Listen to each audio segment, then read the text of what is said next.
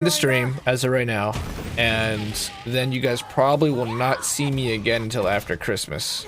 I still haven't gotten my grandma out to take her Christmas shopping so we can get everybody set up, and we still haven't wrapped. And I have Christmas the 23rd here, then I have my mom's. So I'll be running around, but then after that we should be good. If I can get on before that or whatever, I will. But most likely it's tomorrow's stream, and then you'll see me again Thursday, and we'll go from there. And then starting this, either the 5th or the 6th, we're gonna get back on the schedule.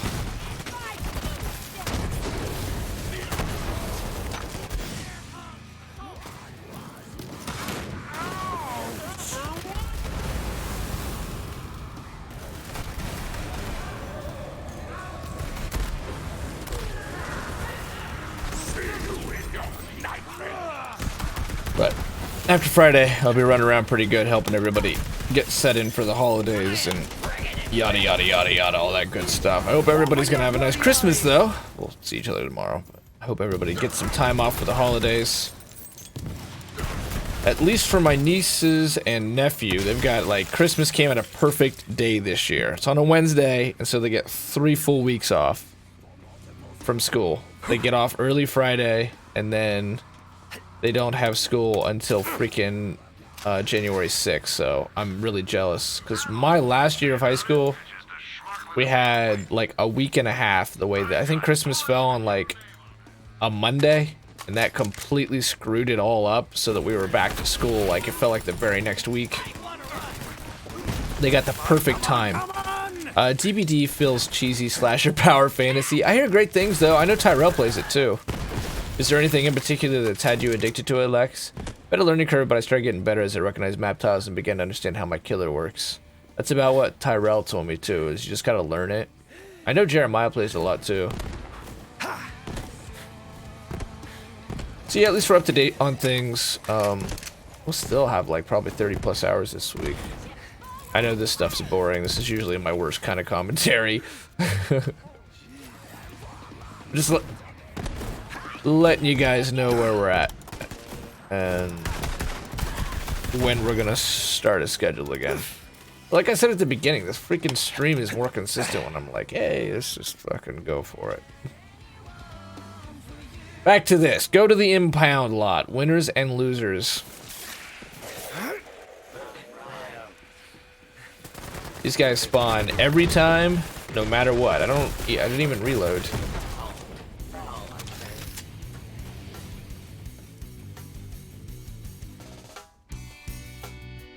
Is this band still together?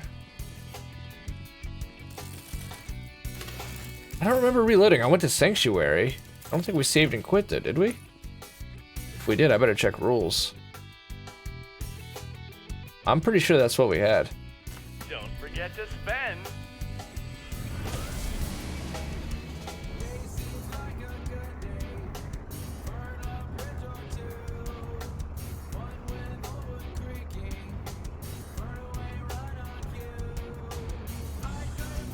Ah, the strip. It's the closest you'll ever come to greatness. Which is me. Jack, he's just punchable. He's just punchable. They need to do some more stuff with COV. Hopefully that comes in later DLCs, because COV is still a really cool concept. Uniting all of the bandit factions together into one fanatical cult. It's a good idea. They can still run with that. Put somebody else in charge of it. Have one of the corporations take them over. Make Timothy a bad guy. It's the ultimate betrayal. Top 10 anime betrayals. Timothy takes over Hyperion and then decides that he's going to go down the same path as Jack. No. It's the DNA. It's the DNA. You can't help it.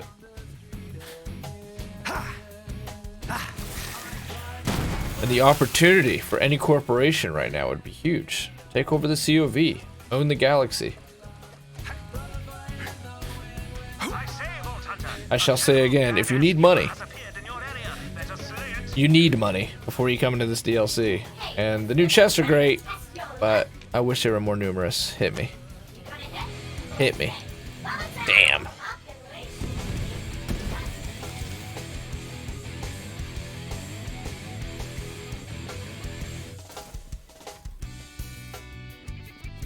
This chests are very much like Dragon's Keep. The mimics and the die 21 chests. It's all back.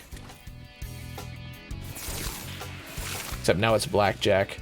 Licensed killer add a lot, but the devs have creative ideas for unique killers and survivors. I started to play Freddy Krueger, but primarily find myself as the Doctor, a killer who induces a madness in his victims via electric shock. Madness makes the survivors hallucinate and messes with their HUD during skill checks.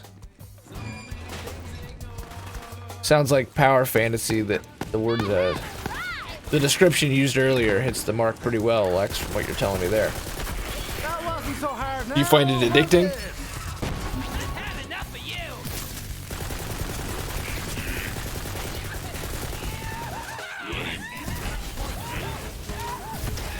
Give him what for?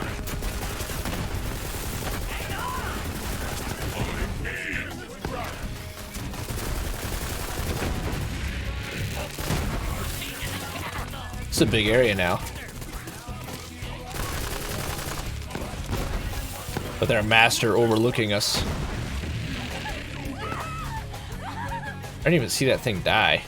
It just melted. Some kind of element hit it. I think a barrel hit it. But it might be the unique. I'm telling you, it seems to have some kind of reverb damage. Somebody will figure it out. I'll just cheat. Figure it out via guides. Too damn lazy.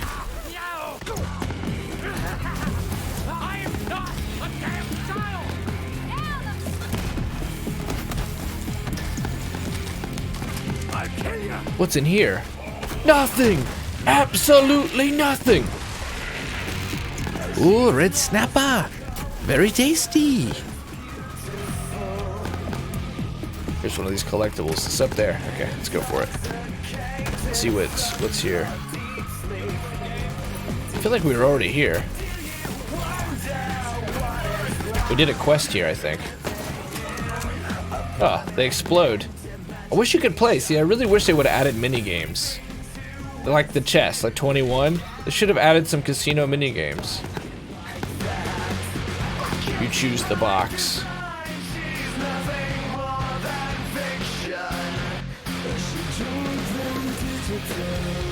Chose. God, I hate that word. It's, to me, the worst word in the English dictionary. Goddamn difference between choose and chose.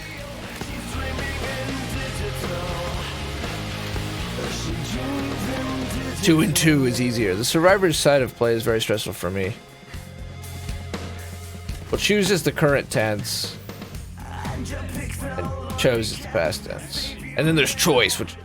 Anyway, survivor's side of play is very stressful for me, but that's what's good. It's different and varied enough that eventually you'll find a setup that suits your playstyle, and in time, you can fool around for meme value.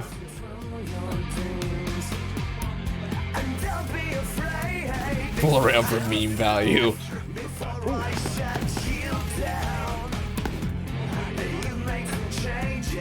Oh, the NPCs are on the radar. Still gamblers 7 years later. They somehow avoided, they had that much money. They avoided the gangs.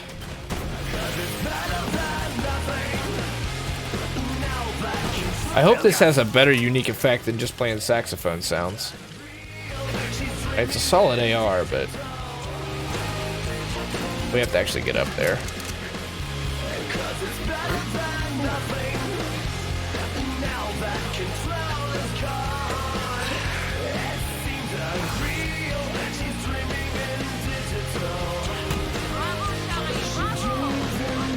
Bravo!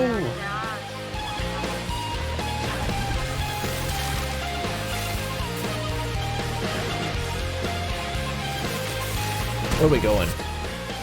Where are we going? Straight. You just gotta head straight, boss, and you'll hit the marker.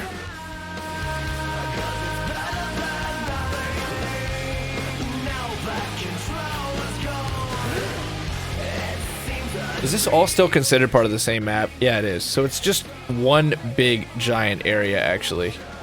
So far. Maybe this is finally going to be a different section. We'll see.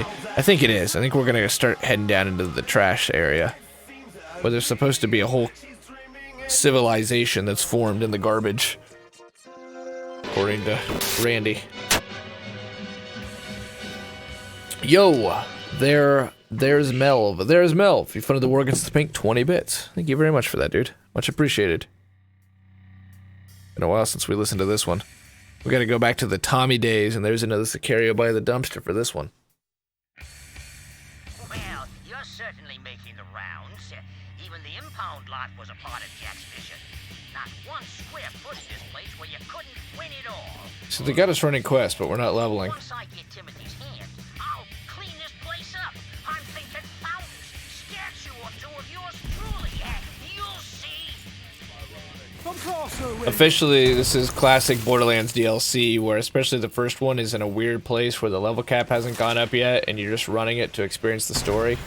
But if you were going to do this and actually benefit from spending your time on it, outside of what will probably be powerful uniques, do it after the first playthrough and use it to hit 50.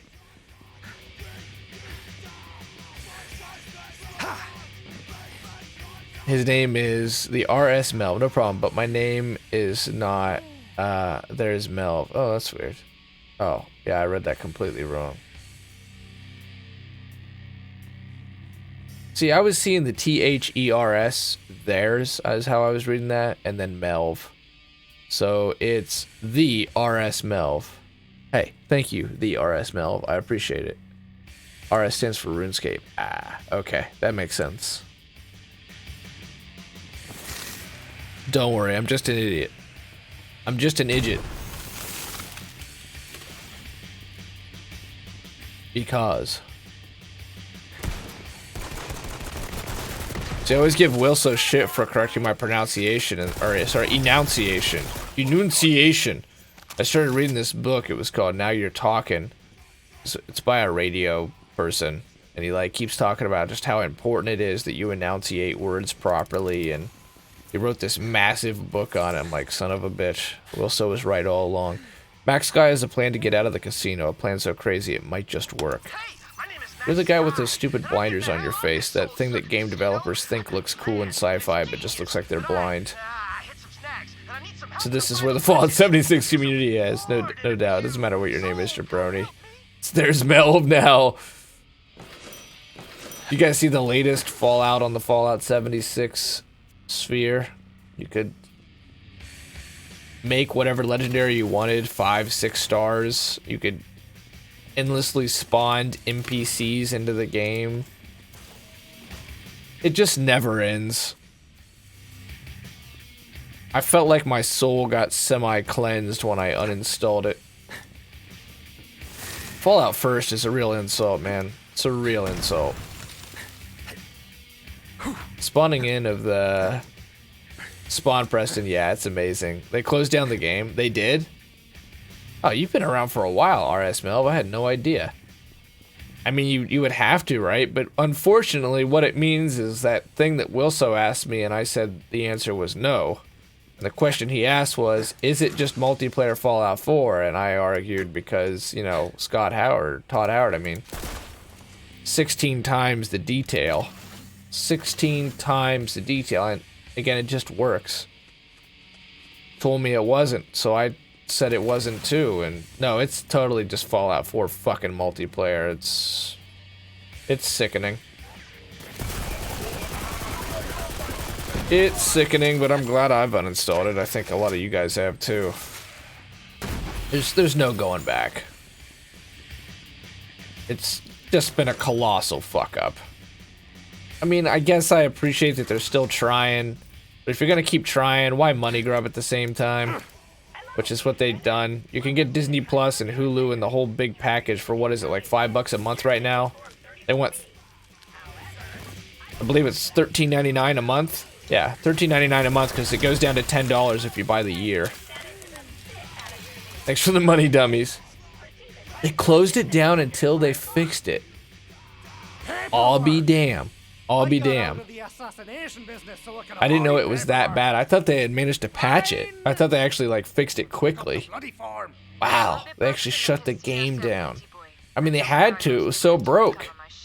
The game was broke, but the game's been broke for a long time. This has been a year now, and it's just not gotten. They weren't ready. 100% they weren't ready. Not even a little bit.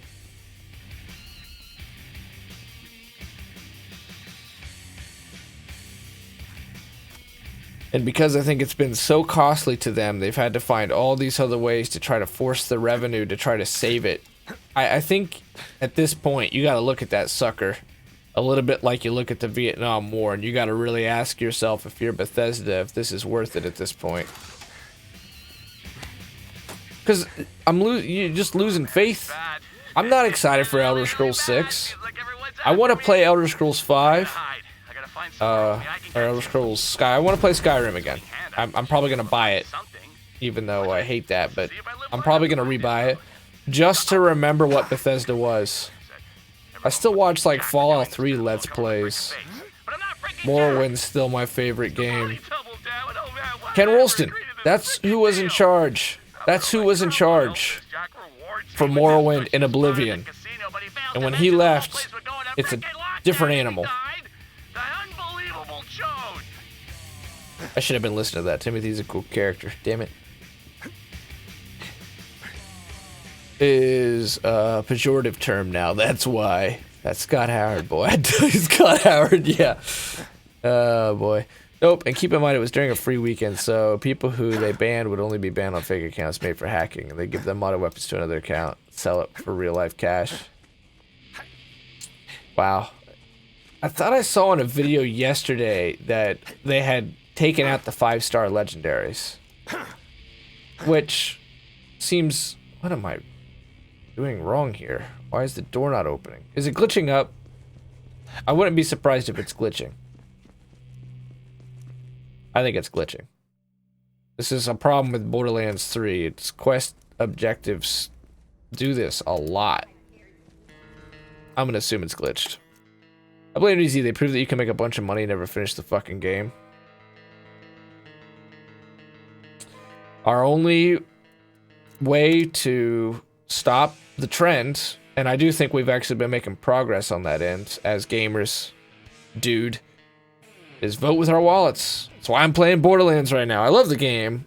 It's not perfect, but I love it. And it's ethical.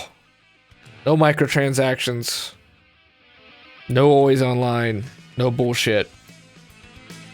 It's not perfect, but there's a lot to like here. And 76 is everything wrong with the industry. Let me make sure it is Ken Rolston, but yeah, man, Todd Howard changed that company. And I'm not a huge fan of Skyrim either. I just want to experience it yeah, Ken Rolston. When this man was the heart and soul of the Bethesda we knew and we loved. This man right here is the guy who made Morrowind and the man behind Oblivion. This is the old school RPG shit we knew. He actually worked for Kurt Schilling's studio when they did Kingdoms of Amalur as part of his all-star team that, you know, they eventually went bankrupt. And when they went to Todd Howard, that's when they started, everything was about reduction. Reduction, what they would call refinement, and eventually endless monetization, which, okay, you can say Skyrim wasn't a part of that loop, and to a degree it wasn't, but they also repackaged it how many times? But it was one of the last games where it wasn't completely wasted away with microtransactions, even though to a degree they've got, you know, the mod shop now, the paid mods. And Fallout 4 was fine. But to me, there was real magic in Morrowind, Oblivion, and Fallout 3. And it's really sad what's happened. For fans, for gamers everywhere, it's really sad. It's a walking meme simulator. It is, but it's also a great game. It's also an amazing game. I got lost in that game, like so many others. I was a vampire hunter. Like, I found that clan of vampire hunters where you could sell them ash. And yeah, the quest line ends, and I wish it could have just kept going, but I just, like, did that for 30 hours. Hunt vampires, sell ash, and roleplay. And what do you do in Fallout 76 except for fight with your damn inventory? What am I missing? And what are our rules? It's not a good rule. It's not letting us go forward. So it must be something else. Does it describe what it's... A daring escape, man with a dream, a homemade rocket, out of all hunter and a baby, and we get the stew going. Oh, because it's probably because I'm trying to do a side quest. Rip. I should have just checked that. I'm actually going to reload, though, because those rules are trash.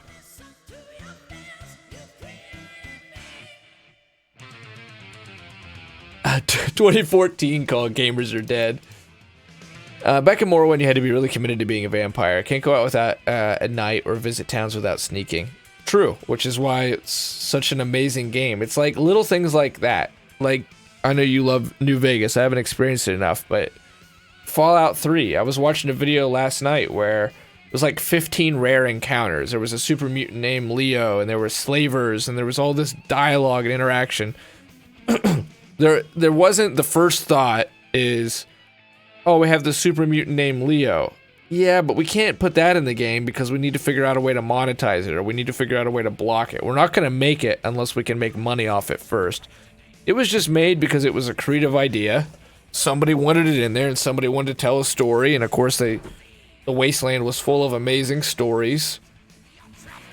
That's the part of Bethesda that's dead, that Gearbox thankfully hasn't killed off in their game making, but if someone gets an idea and then just like, hey, let's make this, let's put this in the game, this will be cool for people to experience, this will be a fun interaction. That's not it. It's how can we monetize it? First comes the money, then comes the feature, not I have this feature or I have this story. I have no idea how 76 has managed to survive, except that it has a group of loyalists. But yeah, you're right. Morrowind, it was much harder. But Morrowind was also, it's old now. It's so old. I mean, the combat system in Morrowind is terrible. Which in some way is why Skyrim can be a bright spot, because the reduction is also in part refinement. You know, the fighting's actually really good in Morrowind, or sorry, in Skyrim. And it's better, of course, in Oblivion, but Morrowind, the whap. But it's the same animation. It's almost, you just get that little bit of an audio indicator and you get to see a health bar. And there's nothing telling you why you're missing. It's agility. It's not like, that's why it's almost forgotten, but Borderlands, I should have rang the VIP. It had, why it was special when it first came out was it was an RPG, but it was also a shooter, and the shooting mattered. It put a priority on the FPS mechanics, so if you were hitting headshots and all that, then you were truly hitting a headshot. Like, at the time, almost all RPGs ran on a system of rules on whether you would hit or you would miss. You know, Dungeons and Dragons, you'd roll the 20-sided die, and that would define whether you got a hit. So, like Morrowind, if your agility wasn't high enough, you couldn't score hits consistently. Die-hard loyalists for a game they can't even play. That's unfortunately very true, but that goes in the quotes because that pretty much sums it up, doesn't it? Yeah, well, I feel like it's Stockholm Syndrome because they're loyal to something that in the end is going to hurt the company and the game they love. I wish 76 was a success. I do. Back in the day. Obviously, you bought it, I bought it. I should be paying attention more, but we all bought it. Not all of us, but generally speaking, I think Fallout fans bought it, and there was a belief that, oh, you can't do it unless you buy the premium doorbell. There's a really good side quest in this game that hits on microtransactions that is actually super funny. We have to make sure we do it on stream. This is ironic since we're talking about 76 right now, and this, we can't go through the gate unless we ring the bell twice, and then eventually we have to do the premium gate. It's Fallout first in a nutshell. 76 was just a co-op focused game with consistent server. I think it'd be fine. I think you're right. I think you're right. I think that one of the biggest mistakes they did that I certainly didn't see coming, but I hadn't played it, was having random servers every time, having it be lobby based instead of having a server like Ark or Minecraft that you could just set up and it was yours and it was permanent, because it ruins that game. One, the inventory, not having unlimited junk storage like you do in any other Fallout game, fucking slows it down to a crawl for me, a frustrating crawl. And then I could only build a workshop up to a masterpiece so many times and then it be migrated to another lobby. Only do that, you know, for the first 30 hours or more, and then you're eventually gonna want to fucking pull your hair out. And then they nerf the workshops, and I don't know, we don't even have to go into the rest. You know, this has been done to death, but it's amazing that you can still keep adding to it. It's not like it's 1,001 problems and then it stopped. It's 1,001 problems and then it just grew into even more problems. And then ultimately, one of the historically finest companies in all of video game development has become the ultimate symbol of everything that's gone wrong in the last 10 years with the industry, as far as the relationship between consumer and developer is concerned. We have to change too. I mean, I was watching this guy, he was a Call of Duty guy. Oh, customer 1345. He's like, these devs, they don't want us to say fuck off, and they don't want us to say you fix your shit. But I'm gonna tell them, fuck them. You know, like, dude, it's because they're human beings working a job. We have to change our language too. Both sides can adapt, but definitely they can fuck off with the Fallout First stuff. That's when I think we can all be rightfully pissed. The fact that they are putting a feature like unlimited junk storage behind a paywall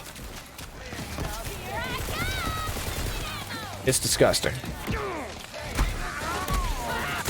What about all the people who bought that game at launch and have had to deal with this bullshit the entire time?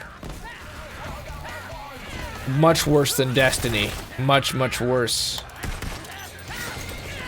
Like, no accounting for the loyalty of their customers at all. And I think if you just do people a solid, they remember it. You might lose a little bit of money in the short term, but in the long term, you gain a loyal friend or customer for life if you just do right by them, in my opinion. And the way that Bethesda treated their people throughout the course of this whole thing speaks volumes. Like you, Wilso, you bought the special edition. You've been a loyal Bethesda person.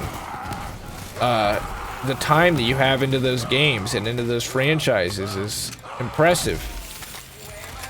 You should have unlimited junk storage. That was a feature promised at launch, and they also said they would never have any of these paywalls. It would all be cosmetic, yada yada yada, free DLC. And here we are. In order to get what would, in my mind, is a mandatory feature to make that game playable on any level that's enjoyable, without it becoming inventory management simulator, a Morrowind edition, because they haven't really changed their fucking menu layout since Morrowind, and Morrowind is effectively command prompts. It's the same lockpick from Skyrim.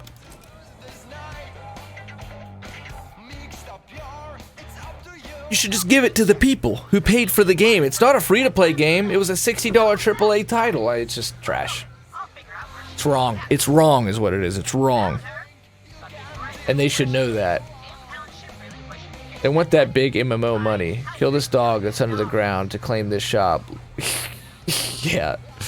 Look at Witcher 3. People love Gwent so much the CDP developed standalone Gwent for free. Yeah, I mean, look, Cyberpunk's gonna be $50. The Witcher 3, everybody loves that game. There's a few people on Twitter you see. Oh my god.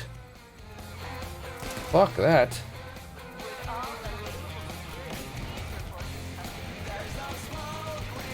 What was that, 500 billion?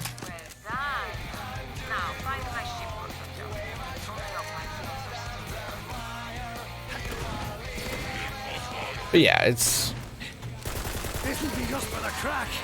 an amazing story. It has multiple playthroughs, and there's nothing that gets in the way of the game.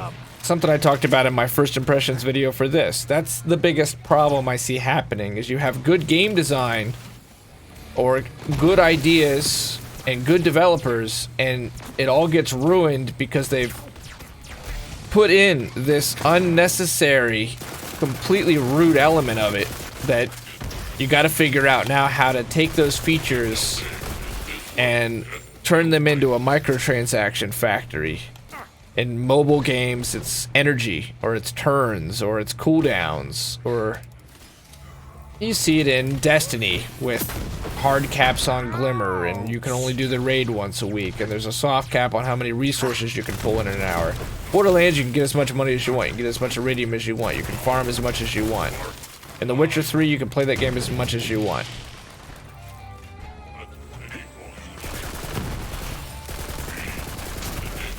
The best hope that we have for that whole situation was 76, and I am at a point where I don't see it happening, is that the company as a whole takes a step back, looks at what's happened, and decides that, like John F. Kennedy said, an error doesn't become a mistake until you refuse to correct it. Learn from this time period and make right by your customers and your fan base. Take all that absolute litter off of the Fallout website. It's supposed to be cute that the leather jacket's $76, and it's supposed to be fun that you've turned what was supposed to be an irreverent middle finger to a corporate overlord saving your life during the nuclear holocaust. You know, we're fighting the communists, but here we got a corporate overlord. So there's just a lot of dark satire. There's a lot of dark satire in the Vault Boy. And irony of ironies, Bethesda is so tone deaf, they've turned it into the thing that it's supposed to be given the middle finger to. And people buy it because it's like we talked about with the t-shirts. I played on the free weekend and then uninstalled 10 minutes later. What impression did you get in those 10 minutes, Jeremiah? Yeah, the nation's mobile game, the cooldown started being like weeks. Unless you pay money. So you take a solid strategy game, you used to go to like Walmart, Ames, and eStore and pay 20 bucks to get Age of Empires or get Command and Conquer. And you would get that exact same game, much better, with full stories. You could go and get StarCraft, games that were fantastic strategy games, and you just had them. Now they take that exact same template, and they make it so that what you could normally do in an afternoon, you have to do over the course of like a year, unless you keep putting money into it. I can't get over Candy Crush. Candy Crush is fucking Bejeweled. You would buy a computer in the early 2000s, and Bejeweled would be on there as bloatware. Everybody had a copy of Bejeweled. Candy Crush is Bejeweled, except now in order to make your moves, you have to pay money. It's crazy that they've gotten away with this. Some of that's just an illiteracy towards... When games went to everyone's pockets in this, you know, through the cell phone. I don't answer my phone, by the way, because I'm a shut-in. But people weren't aware. It's like if I went up into the big city, you know, and somebody offered me like crack cocaine, I'm not gonna know what to do or say. If someone sold me drugs, I'm not street smart. You know, I don't know the ropes. So I'd get taken. But a lot of people like Soccer Mom Sally and Football Dad Steve were suddenly playing these mobile games, and teenage daughter Susie Q, and they had no idea what was a good deal with games, what a good game looked like, what it felt like. They just got ripped off. They got ripped off and the loops were right. It was just like casinos in Vegas. They had behavioral psychologists design this shit, and they got people. They got them. I think it was Japan that visited, that introduced this shit. Ironically, it's called Gacha. It's their little vending machines, and you put money in and you have a chance to get a really rare ball, you know, and there's just like a loot system in World of Warcraft, and people got super hooked on it. But it's a Japanese name. Of course, the irony is that we have Gacha here too, said exactly the same way. In Japan, when it went to digital games, though, no thank you, crack makes me high. Well, I had to buy a repair kit with real money in order to repair the axe I had. That was when I uninstalled. Well, good man. Isn't that crap? And they said they would never do that. That's like... I forget who their community manager guy is, but he's been caught with his foot in his mouth now about a dozen times. He's the one who said we'd have unlimited storage, and he's also the one who said there would never be a purchase in-game that changed. You couldn't buy a feature or a function, it would just all be cosmetic. But I know why they're doing it. It can't be making money. There is so much negative word of mouth, so much negative press. It's a toxic... There's a toxicity about the game now.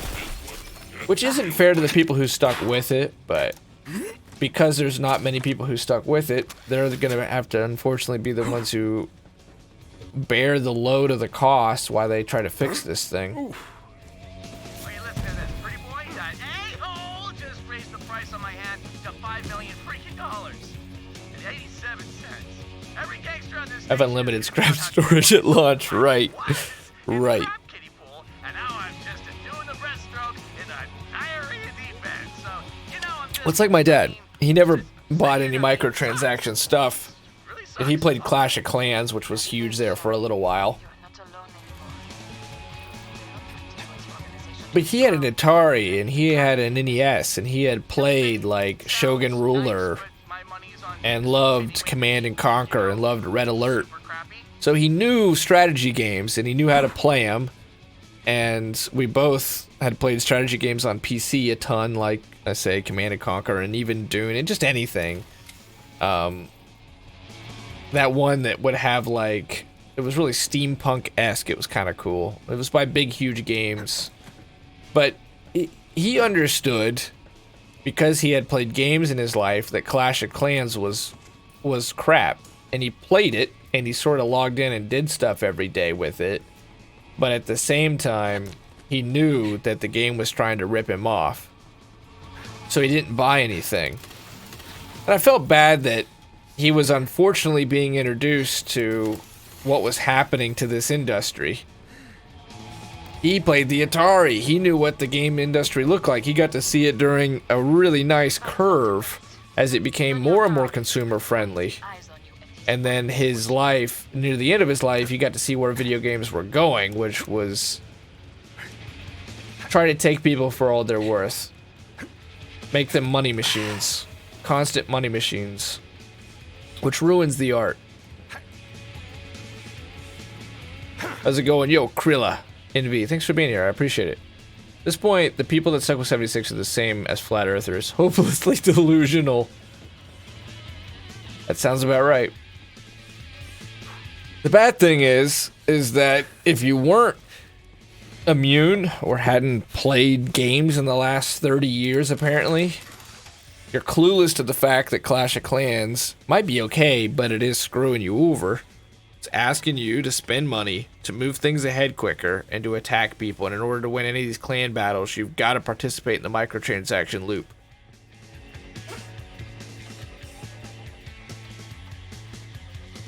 I was working on this video for this stream one time. I downloaded a mobile game. It was when I made that guide for Ghost Recon Wildlands for their mobile app. And I downloaded a mobile app, and they always have those things where it's like you get a little bit of the microtransaction money if you download another app, if you fulfill like a referral program. And I just kept doing it, and before it was over with, I had like 30, 40 apps going at once installed because they just kept linking. It was an infinite loop of refer to this, refer to this. And I had all these different microtransaction currencies and all these little shitty games that were just terrible. really bad. Like, one was, you might remember these from when you were a kid. You put the quarter in the machine, and eventually you put enough quarters in the machine that it slides all of them, and whoever eventually gets all the quarters wins. They were selling that, but it was microtransaction based. You threw the coins down, and then you ran out of coins for the day, but then you could, you know, buy some more coins, and maybe then you could get all your coins back. And just simple as that, and yet making money.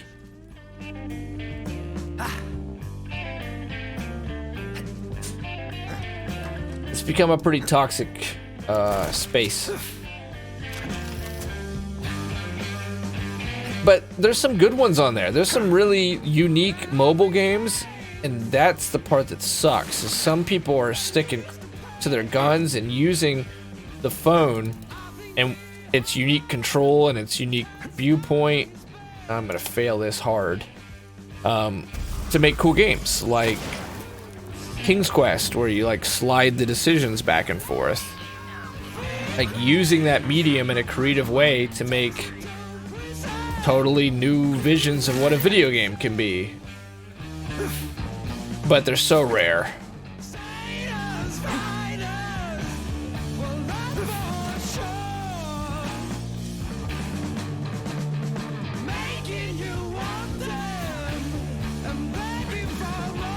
I love the ones where it's like an ad. It's like, here, see how many you know, clowns you can kill in this side-scrolling, this 2D side-scrolling shooter. And you do it, and then it links you to the download, and it's like not even the game half the time, not even the same game, and nothing that you just did actually correlates to the game that it wants you to install.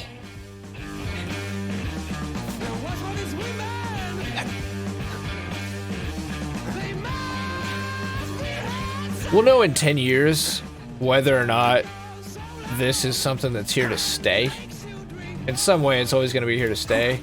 But I want to know whether or not mobile games and that whole way of designing games has had an unhealable wound, made an unhealable wound in games in general. Because it bled into AAA.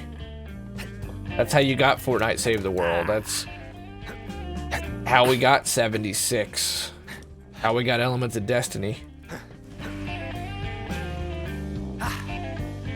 This thing sucks. I'm a gamer from the 80s. Nowadays I look at value. I don't pay to keep playing anymore. Oh, fuck that. Right. It should be one and done, like a DVD or a movie ticket. That's the problem with like Clash of Clans or any of those mobile games, is you never get out of the loop.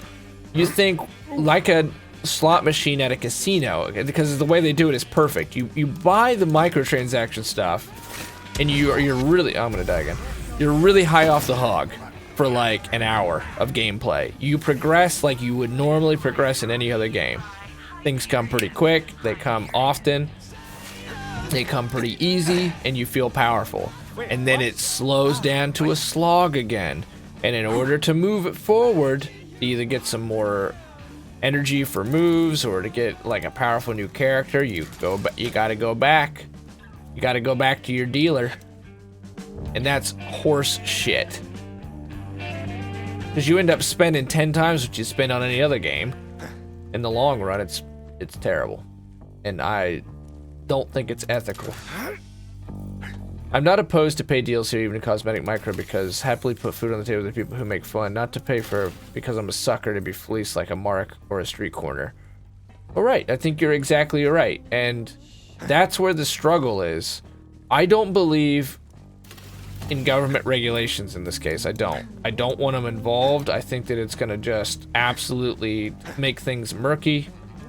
I think we're gonna establish a bureaucracy, and it's gonna make it difficult to make games and be in the space as an indie.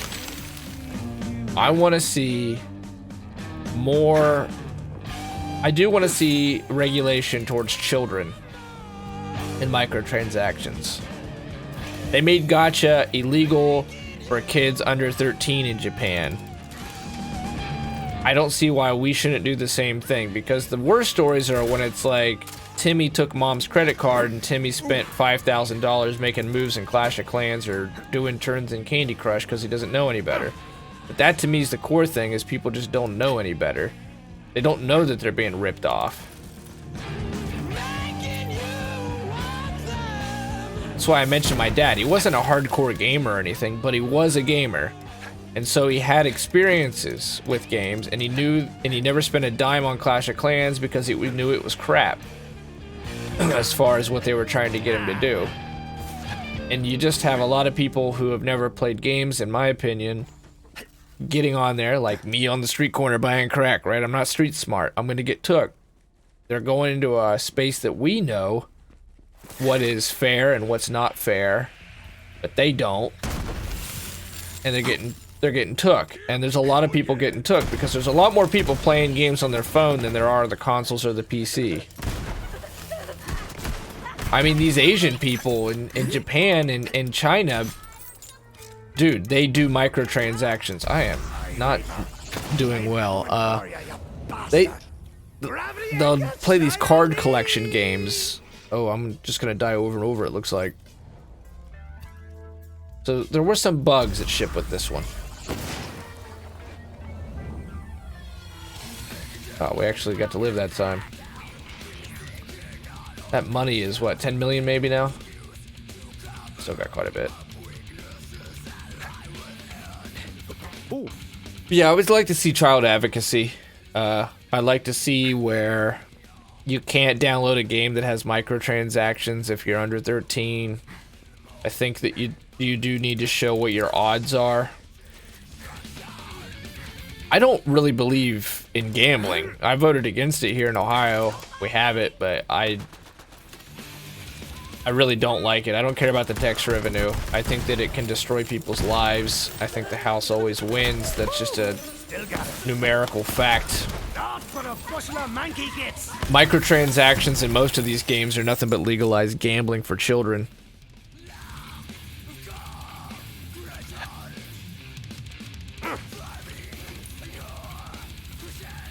Look at what's going on with FIFA and Madden. Because EA cornered the market and bought the licensing rights, they've been able to reproduce almost the same game every year with increasingly degrading quality. Because I'm sure what it is you got some fresh developers, they need a trial by fire and need to learn their craft a little bit better. Alright, sweet, throw them on Madden. So we can ship them if they, can survive. But they've made so much money because FIFA sells so many copies. And FIFA and NBA and Madden have become ripe with microtransactions. You could buy Madden 2004. Or you could buy a really interesting NFL game called Backbreaker, which was actually finally an experiment in that space.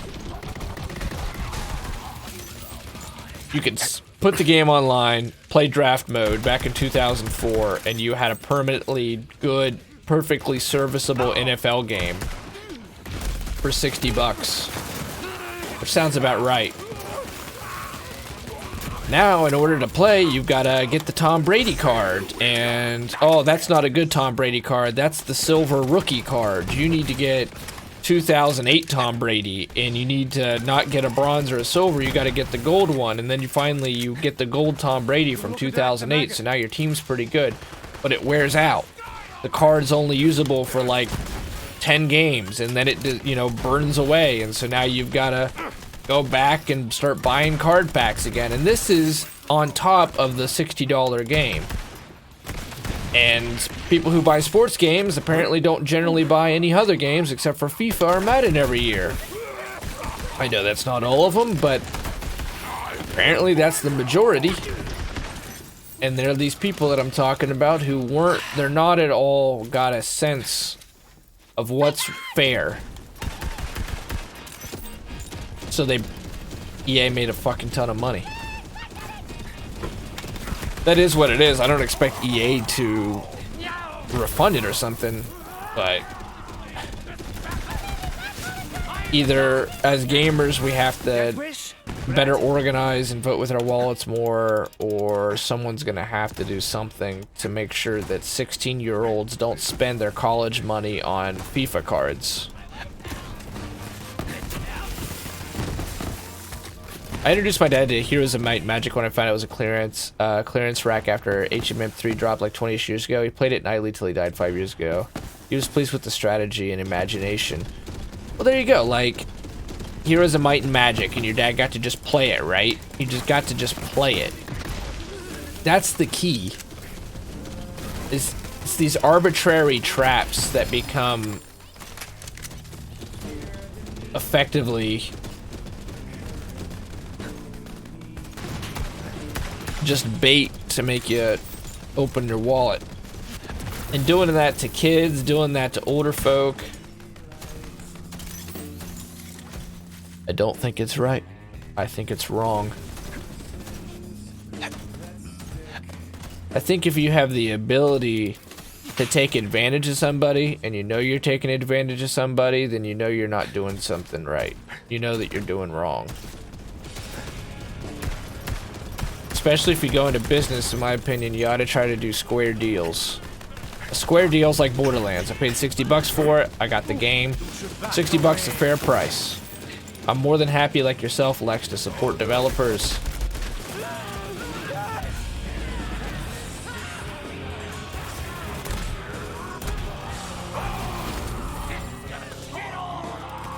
I mean, God, you have the same thing going on with Grand Theft Auto, and people hardly talk about that game. That game's got tons of microtransactions with its online mode. I remember one of my favorite stories to come out of Grand Theft Auto's release. I was in college at the time doing digital media and communications, and, you know, wanted to work in the industry. And you had kids buying microtransaction money. This didn't last very long, but it was a thing on the early release of GTA Online, where kids would buy like $5 million of GTA money, and then they could go down the street and get robbed. Players would take that money without ever having to spend a dime. So you had, in that case, you had basically real-life crimes taking place inside GTA Online. Somebody spends real money for the in-game currency, gets robbed by another player who never spent a dime of it, and gets to have all that money. Now, they changed how that whole system works. I'm not sure what they did to prevent that from happening anymore, but it was a thing at launch. And the fact that they were so quick to change it tells you how murky it has gotten.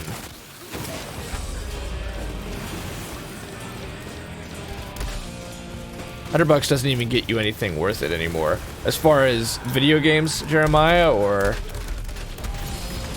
GTA Online. Got a fire Ripper, but I need anointments on it. I don't really like the Ripper.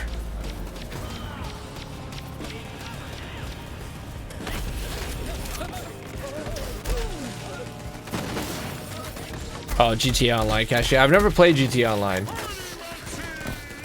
I mean, I've heard that it's pretty damn fun, and it's probably gotten better, but when it first came out, that was the story that stuck with me.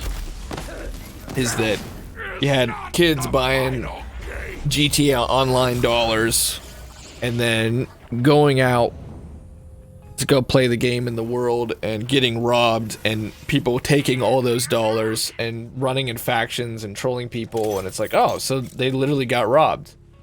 They committed a real life crime. Hold breath. This is gonna be a side quest. They always have their assets like preloaded, so it kind of spoils it. Yo, Shadow! What up, Justin? Thanks for being here, man. I appreciate it. Welcome, welcome. Hope you're having a good day at work. Or, was today your last day? Or Friday? Oh, it's in a terrible state now? And video games, for that matter, at a high point. So what was the high point of GTA Online? What was the peak?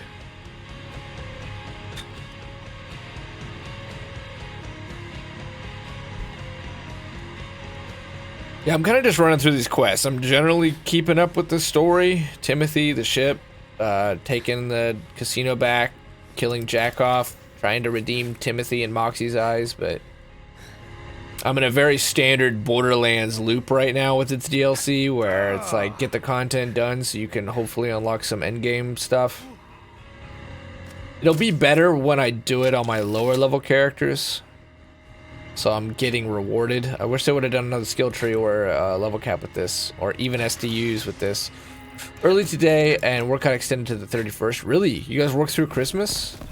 Do you still get Christmas off, Christmas Eve off, Justin, or you guys work on those days? Oh, dude, I'm getting... What's the rule? What the fuck is the rule? Oh, I still have the same terrible rule. I thought I redid this. I think I did redo it, and it was... We were unlucky enough to get the same damn thing.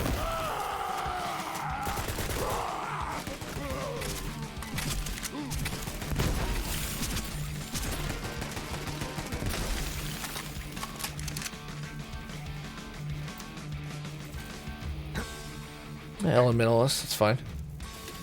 Not the best, but still. You get the 24th and the 25th off, and that's it. Damn, holy crap. I mean, money.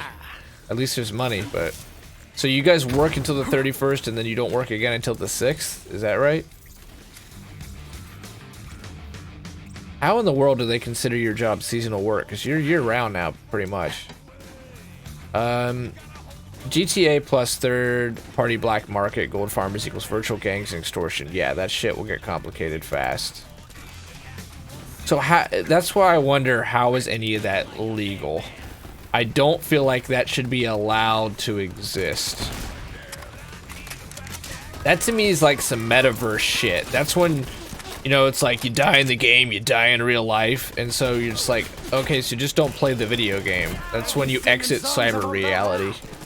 I think GTA Online is some scary shit, and it's weird to me that it's like at the same time, it's a game that tries to pull fun and be self-aware of games like that, while being a game like that. That's why when people are like, oh, I can't wait to GTA 6, can't wait to GTA 6. Whatever it's gonna be, I think it's gonna be 6 now. You're not gonna see it for... It still sells like hotcakes, GTA does. And GTA Online has made Rockstar... I believe we read an article not too long ago. It said that GTA Online had made Rockstar over $1 billion. And then they came out with Red Dead Redemption 2, and it made an absolute shit ton of money and broke records. And Rockstar, or 2K, were like, it's not doing any good. Well, it's like, no shit. Nothing's gonna look good in comparison to $1 billion, and it sits there and makes you money every single day without you even needing to do anything.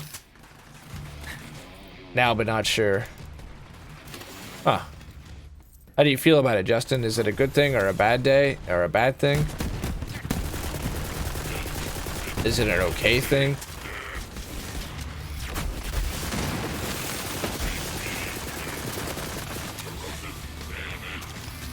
I'm off here a little bit early today, but I plan on streaming tomorrow. So, do you work tomorrow? Early day today and workout extended. Do you work tomorrow? So if you don't work tomorrow, tomorrow would be a good day for us to dig into this and beat it at least once together. And then I will not be live again until after Christmas, most likely.